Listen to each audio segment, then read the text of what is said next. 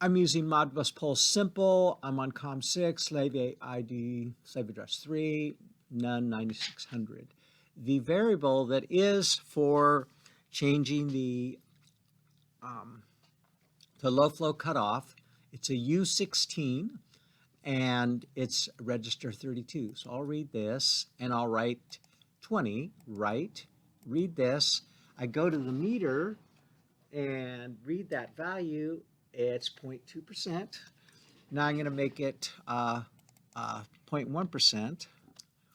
Write 10 and 0.1% and checking, and it is 0.1%.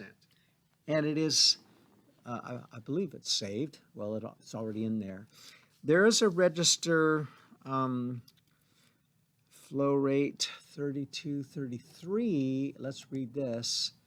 This is a 1, and 33 is flow rate cutoff enable. That's 1, so we want that set to 1 as opposed to 0.